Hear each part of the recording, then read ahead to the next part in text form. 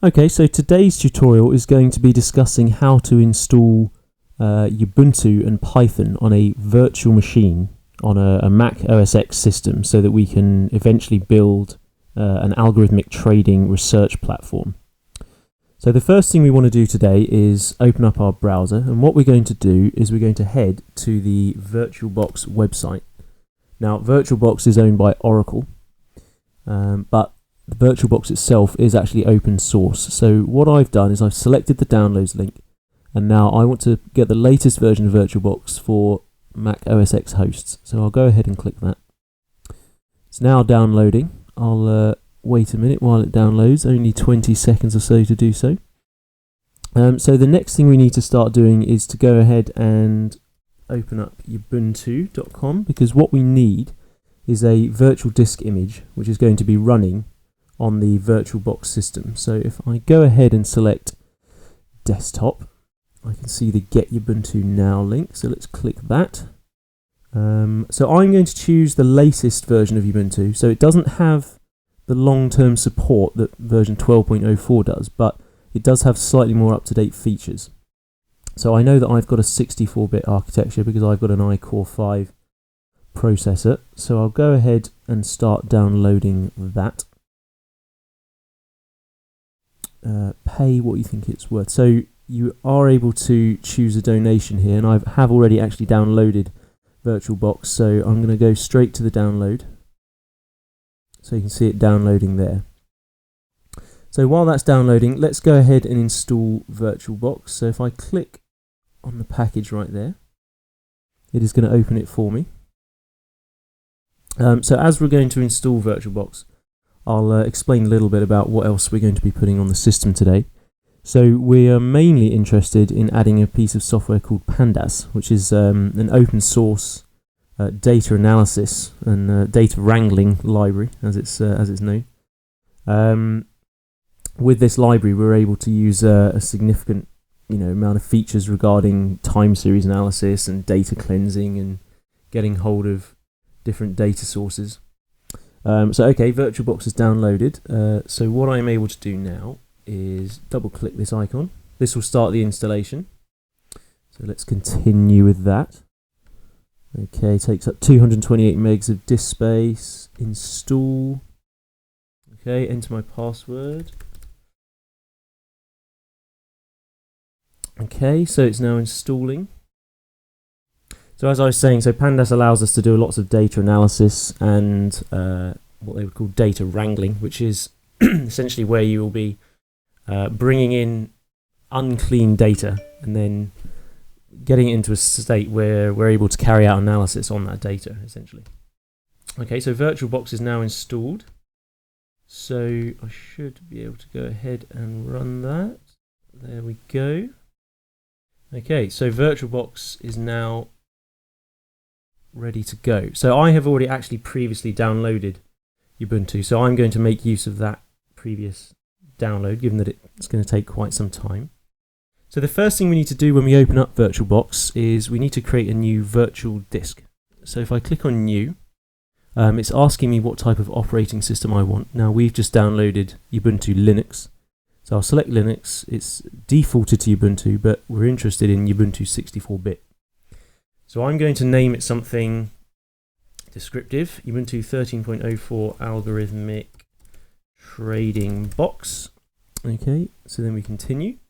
It's asking how much RAM the virtual machine would like to use. So given that we're just really learning today, we're just setting up a test system, we can keep it at half a gig of RAM.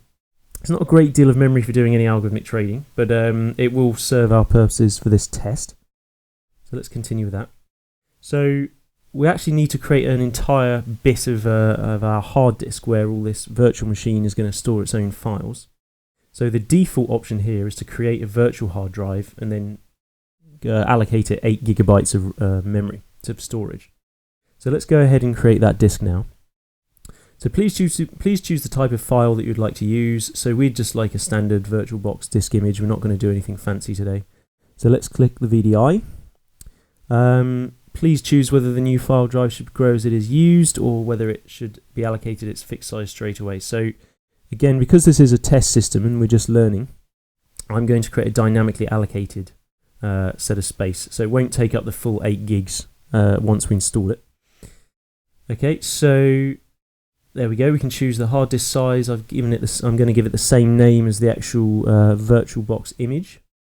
So if I create, oh, there we go. That's Ubuntu just downloaded down there. We've now got all of the specifications for our new Virtualbox. So we have 64-bit Ubuntu, half a gig of RAM. We've got a virtual floppy disk, a virtual CD-ROM disk, and some basic graphics display, only 12 megs of video RAM, and then a basic network adapter. So they're the usual defaults that you get with Ubuntu. So what we actually need to do now is we need to tell the system where to find the Ubuntu disk image so that it can actually go ahead and begin installing Ubuntu. So what we do is we go to the settings and we then click on storage. So what we actually need to do is add a controller IDE here. We need to add a CD drive. So it's asking me where to get hold of Ubuntu. So what we actually need to do, I'm going to try and find it now. There we go. That's the ISO I'm after. This Ubuntu 13.04 desktop AMD 64 ISO. You should be able to find it in your downloads directory once it's downloaded, and then you can just use your Mac to find it. So let's open that up now. So that should now boot into Ubuntu as and when we start the virtual disk, as if we'd put the CD into a CD drive. So if I click OK there, now the next thing we need to do is just start the disk image. So we're booting our Virtualbox, and as you can see, it's going into the Linux installation process right now. It's going to take a bit of time. Let's let it run through. Let's hope this works. Okay, there we go. So it's hit Ubuntu 13.04. It's loading up the necessary aspects of what it needs. Okay. Right, welcome to Ubuntu 13.04. It's given us that. Right, so we've now got a Ubuntu desktop almost ready to go. So at this point, we haven't actually installed Ubuntu. All we've done is booted up a kind of RAM version that allows us to try it, to give us an idea of what it does. But we don't actually want to just try it. We actually want to install Ubuntu directly. So what we're going to do is I want to install Ubuntu into this virtual disk image. Okay, so preparing to install Ubuntu. For best results, please ensure this computer has at least 5.4 gigs of hard disk, plugged into power source, connected to the internet. Okay, presumably your local machine has all those requirements. So I'm going to install the third-party software because I think it also includes some Wi-Fi drivers which are proprietary, and Ubuntu's quite famous for not including proprietary drivers with it, so we have to install it separately, which is why it's asking us to tick the box. So let's continue. Okay, so that's going to take a bit of time. Right, so this bit, you don't need to worry about this. It says this computer currently has no detected operating systems. What would you like to do? So we want to erase the disk and install Ubuntu. Now that doesn't mean that we're erasing our Mac OS system here. What we're actually doing is just erasing the virtual image and then installing Ubuntu on that. Now there's actually nothing on that virtual disk image anyway right now, so all it's going to do is just blank it out and then continue with the Ubuntu install, but it will have no effect on your host operating system. So don't worry about the erase disk and install Ubuntu message right there. Okay, so let's go ahead and install now. So I think the installation is going to take a bit of time. So here we go. What have we got? So it's asking us for our location. Okay, so I'm in London right now. So I'm going to select London as my location. You can choose wherever you happen to live. So it picks up your locale and your specific keyboard settings. So it's chosen English UK as the keyboard. So that means I can use my pound sign. So let's continue with that. You'll have to select your own keyboard. And it has a process for being able to detect what keyboard you're using via certain keys that you can type in. So let's continue. Okay, It's loading up right now.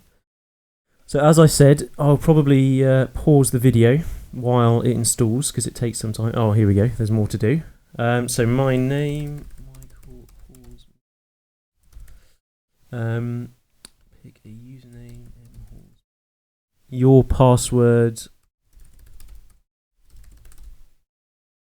Login automatically. Require my password to log in. Let's continue. So I'm glad it thinks I have a fair password. That's good. Okay, so here you go. So Ubuntu is now going to install, and I'm going to pause the video while it does this, so that it doesn't get particularly boring for you while you watch me install Ubuntu. I'll resume it once the installation is complete. Okay, welcome back. So we've now installed Ubuntu, and as you can see, it says installation is complete. You need to restart the computer in order to use the new installation. So let's go ahead and do that right now. Okay, so this will probably require more waiting. Fantastic. Oh dear, okay. Something happened there. So what's actually happening now is that the virtual disk image is it's just sent the shutdown signal to Ubuntu. And as far as Ubuntu is concerned, it's installed on a normal computer. It has no underlying knowledge that it's on a virtual machine. So now when I actually did this last time, when I wrote the tutorial for QuantStart about a week ago, I wasn't actually able to get this to shut down properly. So what I'm going to do is I'm just going to hard shut down and do a power off the machine. Okay, so that seemed okay. So let's go ahead and restart. Okay, see what happens. Okay, so we're booting up Ubuntu, and it's taking some time. So once we have Ubuntu installed, now that we do, we can go ahead and start adding the packages that we need to get our algorithmic trading system up and running. So let me just enter my password now that we're at the login screen. Okay, so just to let you know, this means that the installation has worked, and that we have now got a Virtualbox system up and running. Okay, there we go. That's our Virtualbox desktop. And we can test that we have the sort of functionality that we need by going ahead and seeing whether we have internet. So, curiously enough, I'm going to see whether I can get access to QuantStart once Firefox loads. Now notice how slow the system is here, and that's primarily an issue because I'm using a MacBook Air, which isn't the world's fastest system, but it's also the fact that we haven't really allocated much RAM to this, at all. So you'll see it being quite sluggish. Now, as I said, the main reason I want to do this installation is so that I can show you Ubuntu Linux without having to need to be able to install it fully on your own computer. So regardless of what operating system you have, whether it's Mac OS or Windows, you can go ahead and try out a Linux trading environment on your system without it affecting any other parts of your system. So that means that if you want to go ahead and install Ubuntu on your computer for real, as a host operating system, then you'll have an experience of how to update all the packages. So that seems to work. So that's good. That means we have internet access through the VirtualBox. So the Mac has piped through the internet to the virtual machine. Okay, so I'm going to close the browser now. Now the next thing we need to do is we actually need to go ahead and start installing all the packages. Okay, so let's go fire up the command line terminal. Okay, you'll see it here once it eventually loads. So let's double click on the terminal. Okay, and it will boot it up. There we go. So that gives us command line interface, which is significantly more flexible than a graphical user interface, believe it or not. So if this is your first time using a command line interface, you don't have to worry too much because you're going to see all the commands I enter, and I've also put the link to the list of commands that are that you need to enter on quantstart.com itself, so that if you get lost following the video, you can always go ahead and see what the commands are. Okay, so the first thing we have to do when installing a new Ubuntu system is to update it and then upgrade it. Okay, so they're two distinct steps. The first one tells Ubuntu about all of the new packages that are available since the install has been carried out.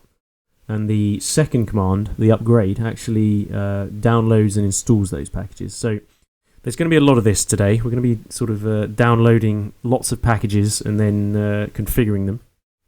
But once they're all configured, you only have to do it once, and then we'll have our algorithmic trading system up and running. So let me go ahead and get the updates. So let me show you what I'm typing here. So sudo is basically Ubuntu speak for give me administrative privileges, so sort of running essentially as the root user. Apt-get, so Ubuntu and Debian, which it's originally based on, the operating system it's based on, uses a package management tool called apt, and Ubuntu itself has aptitude to allow you to install things. So we're asking apt to go and get some updates. -y means basically select yes whenever there's a prompt asking you for yes, so it does it automatically. And then finally we tell it to update the system. So if I press return, it's asking me for my administrative password. Let's type that in. Okay, oh, wrong password. Typing too fast, clearly. Okay, there you go. You can see that it's going off to all these different URLs to go and find all the packages. It's now reading the package list, and it will come back in a second and say it's got all the updated list. Brilliant, there you go. So we've returned to the prompt, and it's happy. So now I'm going to upgrade. So it's almost identical command to the other one, except that we are now downloading and installing these packages. So what's it after? It's pre-configuring. It's reading the package database. So just so you know, a lot of these install processes today are going to take quite some time, 10 to 15 minutes for some instances. So I will pause the video for those particular parts so you don't get too bored. Some of these unfortunately take on the order of 1 minute, so it's almost worth not pausing the video and I can talk over it instead. So we've nearly processed all these packages now. So the order, just so you know, the order of install that we're going to be doing today is going to consist of firstly adding some basic core functionality for installing any package on Ubuntu. So that would be things like a new C compiler, new ability to download Python packages, and then a few other sort of more specific mathematical packages, such as the LAPACK library, which is the linear algebra package, BLAS, the basic linear algebra subroutines, and Atlas, which is another package for doing very swift linear algebra calculations. So there's a lot of underlying linear algebra subroutines are needed for these algorithmic trading packages. So we're going to put all those on. So once we've installed the basic packages, we then need to go ahead and install. Python. Okay, so there are certain things we need for Python, notably a tool called pip, which is the Python package manager. That allows us to very easily download and install sort of relatively up-to-date versions of Python packages and have them compile from source for us, without us having to worry about compiling all these things from source ourselves, which gets quite complicated. Once we've installed Python, we then need to install the Python numerical and scientific libraries, which are known as NumPy and SciPy, or NumPy, SciPy. These two tools, essentially what they do is they provide incredibly rapid calculation of vectorized numerical packages, systems. So if you're doing anything that requires a lot of looping in your code, then NumPy is a great way to actually speed up those loops by eliminating them. So most of quantitative finance is either some form of simulation or some form of calculation over many data points. So having a system that is optimized by being able to do that gives us a lot of flexibility. But not only that, Pandas and Scikit-learn, which are the two data analysis libraries that we're going to be installing today, both require SciPy. So as an absolute requirement. We need them on there anyway. So once we've installed NumPy and SciPy, we're going to install IPython and Matplotlib. Okay, so IPython is a tool that allows you to it's kind of like an interactive Python console. So while you can type Python at any prompt in Ubuntu normally, the IPython gives you significantly more flexibility. I mean, one of the key benefits is that it ties really well into the underlying file system. So it's very easy to open files, manipulate files within IPython. You can also do things like tab completion and searching for commands. So there's a whole host of very sort of IDE-like tools that you can use in IPython. And what we're actually going to do is, rather than just install the standard IPython, we're going to tie it into this package called Qt console, which actually allows us to do graphical work inside IPython itself. So it turns the Python console into a kind of graphical sort of like a semi-graphical user interface in a way. If you've used Mathematica before, then it's very similar to that. So it's very much like having a Mathematica notebook where you can draw charts in line essentially. So to draw these charts, we actually need a package called Matplotlib, and Matplotlib is Python's kind of equivalent to the MATLAB graphing library. So it's very powerful actually, but it can be a little bit complex for first-time users to figure out the syntax. But we're going to be using it quite a lot on QuantStart, so I'm going to run through exactly how it works in later tutorials. So Pandas, as I briefly described, is a library for doing data analysis and for implementing lots of very sophisticated time series commands and basically just giving you a very big very big hand in getting your data analysis done rapidly. So it stops you having to write a lot of very boilerplate commands that you would otherwise have to do. So Scikit-learn is actually quite an exciting package as well. It's actually a machine learning library. So it comes with things like classification tools, clustering tools. So lots of machine learning and artificial intelligence routines that are already pre-written for us. So we'll be making very heavy use of Pandas and Scikit-learn as we go on through QuantStart. But I want to show you now today how to get them installed. So while I've been talking, you may have noticed that the installation process has finished and we finally upgraded. So we're now able to go to the next step, which is to start installing all the basic Python packages. So I've actually got my list of commands right next to me that I'm going to be running through. So you can bring it up as well yourself if you want, because it's on the QuantStart website. So let's go ahead and get some of these packages. Okay, so let me type in the command here. Sudo apt-get install. So this is the command to install new packages.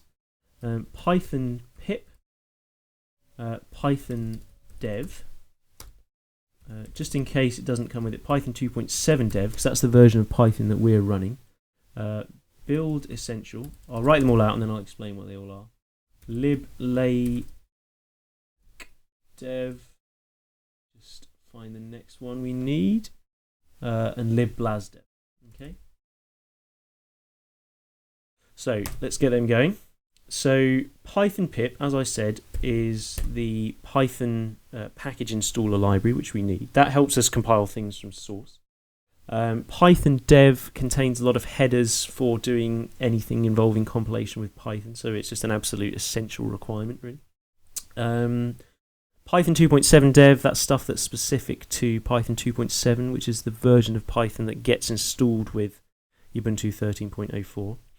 So there is obviously a big move to Python 3.x these days. Now, I myself am kind of on the fence with this because there's lots of software that works absolutely fine with 2.7 and there's lots of things that haven't yet been migrated to 3.x, and the scientific libraries are one of those particular libraries. So I've tended to stick with Python 2.7 for most of my development work. So that's what we'll be using here. So Build Essential is actually the tool for installing all of the new C compilers, and it's the GCC, which is the GNU compiler collection. So we need that for doing any compilation from source. So absolutely essential library, which is why it's called Build Essential. Lib Lapack dev and Lib Blas dev are the headers for Lapack and Blas, so which we need for installing our linear algebra processes. Okay, so let's now begin installing NumPy, which will take some time, so I will pause the video while it carries on. So let's get it installed. Okay. So downloading, unpacking NumPy. So basically the way pip works is it goes ahead and it finds a stable version of the package, in which in this case is NumPy. And then it goes and downloads that zip, that archive. It's a tar gzip. It'll unzip it. It'll then run the usual configure, make, install, which is, if you're familiar with Linux building from source, that's how it goes. So while this is downloading and installing, I'm actually going to pause the video now, so I'll come back once we've completed the install. Okay, so welcome back. We've just managed to install NumPy now. I have to admit that I had a few problems trying to get NumPy installed at this particular time, so I'm going to run you through some potential resolutions to what I had. So initially it tried telling me that it couldn't compile for a certain part. So what I had to do was I had to essentially update again. So basically just doing this. Okay, update. Okay. Generally this is your first line of attack if you get something that just doesn't work. You should always just try updating again. Can be a bit fiddly sometimes. And then I just upgraded again, basically.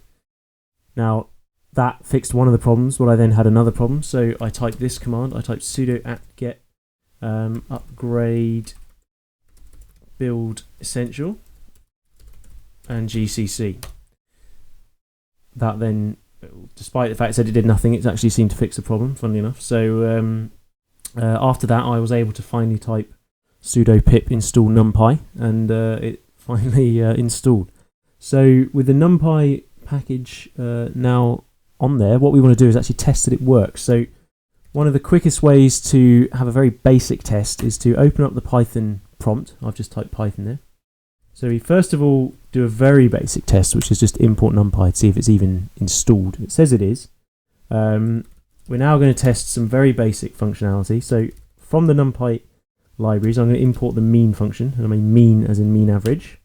Let's take the mean of just a simple list of integers. Okay, 2, brilliant. That seems to work. And now let's exit.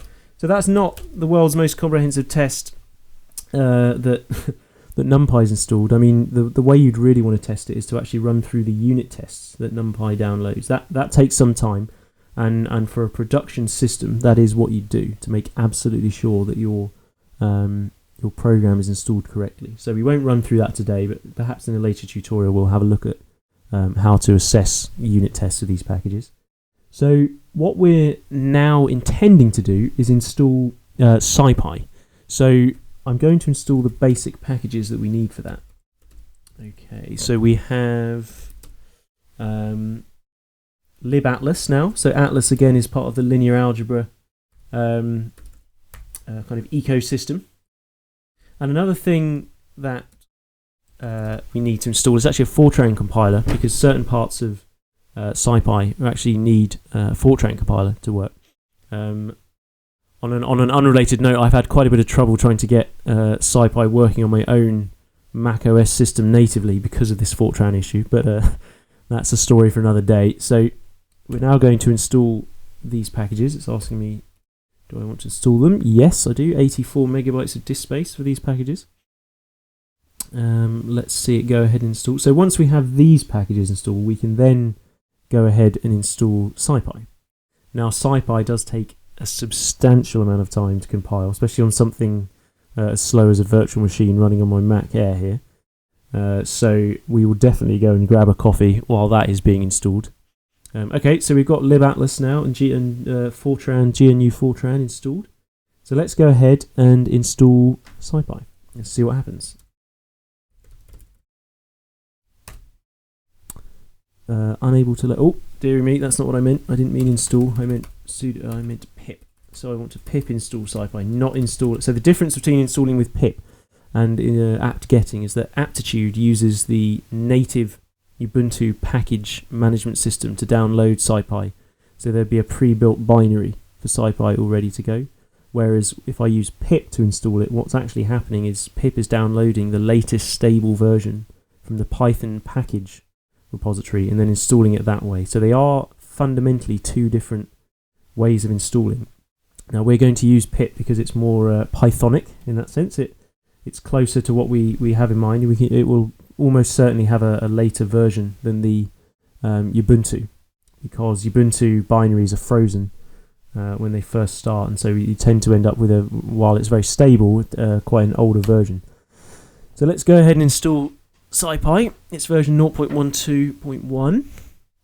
Okay, so this is going to take a significant amount of time, so I'm actually going to pause the video while this is happening.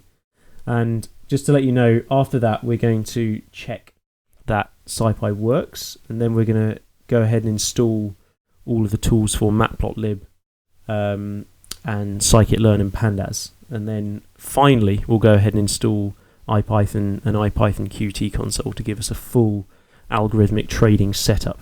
Okay, so go and grab yourselves a coffee and come and join me in a few minutes. Well, for you, instantaneously, but I'm going to go grab a coffee, so I'll see you in a couple of minutes. Okay, welcome back. I hope you enjoyed your coffee, if you did go and get one. Now looks like SciPy has successfully installed. So we're now going to go ahead and actually test that it works. Okay, so we're going to do something similar to when we installed NumPy. We're going to open up the Python terminal and we are going to import SciPy and check that it works. Okay, so it says it's imported, which means it's installed. Right, from SciPy import standard deviation. Okay, standard deviation of the same list of numbers we used earlier, 0.816. Okay, so that seems to be functioning. So that's a very basic test that SciPy is installed. As I said before, we need to do a proper production unit test if we are actually running this on a proper system, because any errors in this could creep into our back tests, inflate performance, do all sorts of things to make it look like we're making money when we probably won't. So the next thing we need to do now is to go ahead and install Matplotlib. Okay, now Matplotlib is Python's graphing library, so it allows us to do some very nice kind of research quality. I'm sorry, by research quality I mean good enough for publication in papers, graphs of any sort that we may imagine. So let's go ahead and install some of the libraries that Matplotlib requires underneath. So it needs a library for handling JPEGs, PNGs, and a font library, the free type. So let's go get those. Okay, sudo apt get install lib png dev lib jpeg 8 dev and lib free type 6 dev. Okay, so I think I've typed all that correctly, otherwise it will moan. So notice that I've been away from the computer for quite some time, and the longer you go away from the computer, selecting. Oh, there you go. See, I did type it wrong. Free type 6. Okay. So yeah, if you go away from the computer for some time, it will ask you to retype your password when you come back. So it's now downloading those packages. Shouldn't take too long to install. There we go. So now we're going to pip install Matplotlib. Okay. So let's get that installed right now. Okay, this shouldn't take too long, I imagine, because it's not doing as heavy compilation as with SciPy and NumPy. Let's see what's happening here. So I have had a bit of trouble today installing this with certain package libraries having particular errors. So I think we're going to have an error right now, actually. Oh no, there we go. Just found it. Yeah, some of the things I came across were pip didn't like trying to find certain packages, and again, just one of those sudo apt get update and sudo apt get upgrade seem to fix the problem quite nicely. So let's see this install now. So what have we got to do next? We're installing Scikit-learn. We're going to install Pandas. both of those rely on NumPy and SciPy, which is why we actually went to all that trouble of installing NumPy and SciPy. We're then going to test that they both work. We're also going to test IPython once we've successfully downloaded that. It looks like it could take a bit of time to install here, so let's keep it going for a little bit, and if it seems like it's going to take a while, I'll stop the video and pause it. Okay.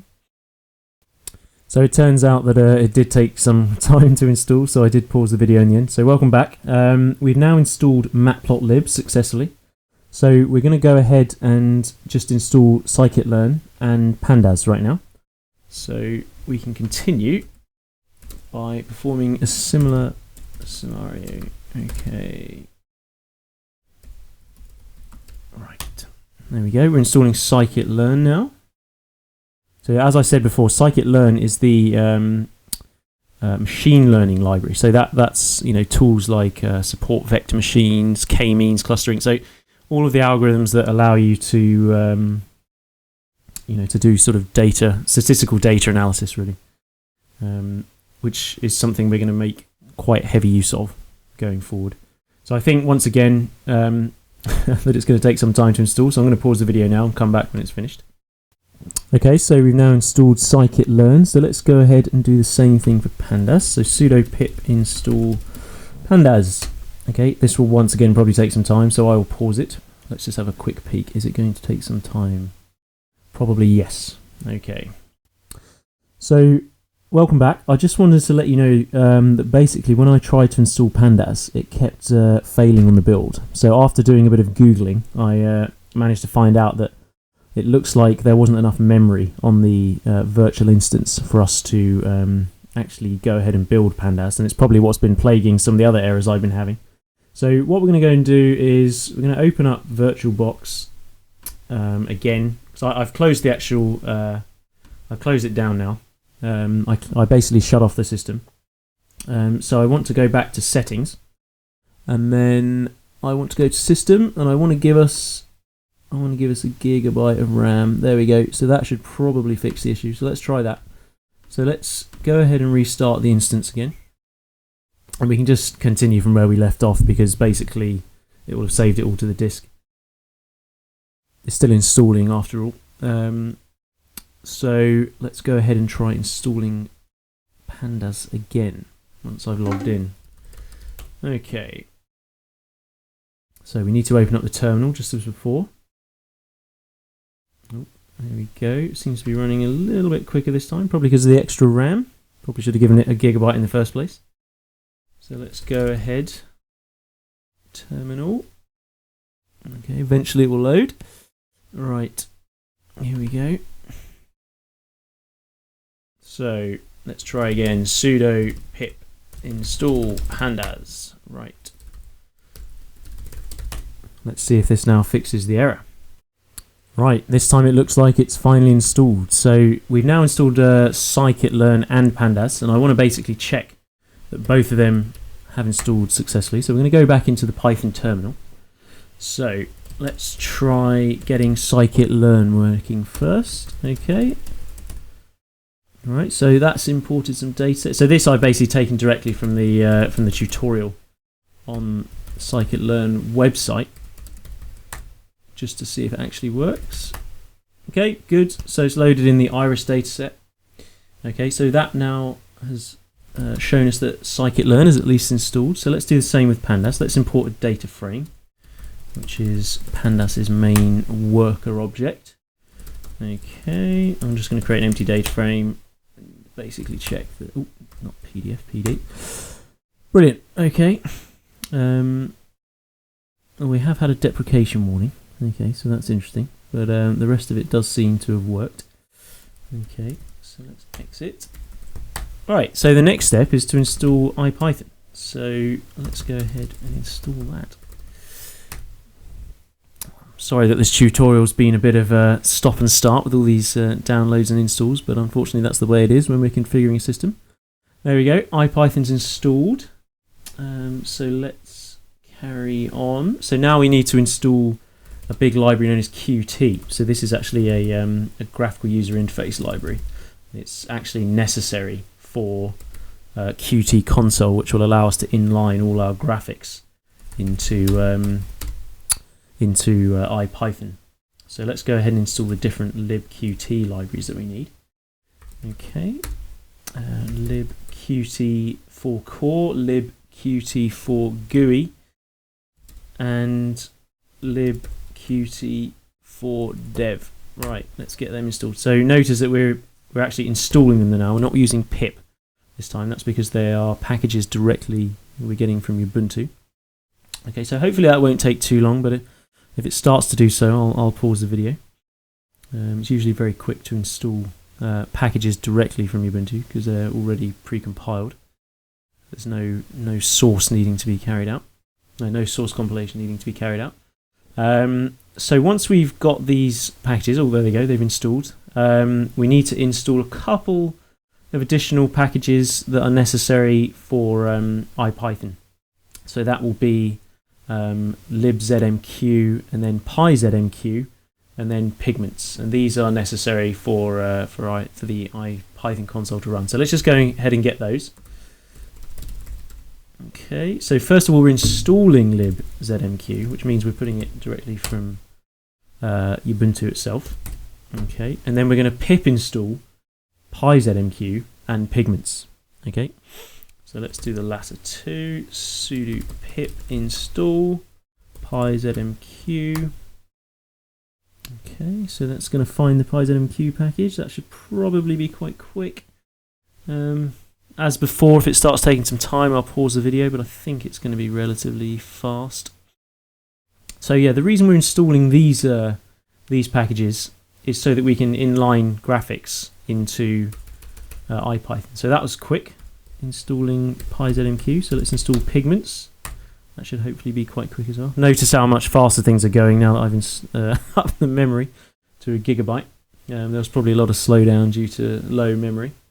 So I think we're now in a state to actually test IPython with a console. So this is a command you need to run. You need to run IPython qt console -- pylab equals inline. So we can actually alias that command so that in the future you can just type IP or whatever you fancy. So let's see if it actually works. After all this installation, we should be finally here. Brilliant, there we go. We have IPython. And so let's just let's do a very brief, very simple test just to make sure we can graph something. Okay, so let's create a variable x. We'll make it a NumPy array so it's basically three points. And all we're going to do is just plot that graph. Okay, easy. Okay, so there we go. It's just plotted, 1, 2, and 3 as points on the graph. And you can see that the main issue is that it's directly in the console. So it's very much like a Mathematica notebook. So we now have Pandas, Scikit-learn, IPython, NumPy, and SciPy all at our fingertips. And this is quite a powerful system. So I won't actually be demonstrating too much of what you can do with that today, if anything.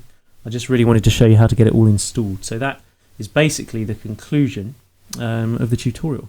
So in the next set of tutorials, what we're actually going to do is we're actually going to use these pieces of software and create some basic algorithmic trading strategies.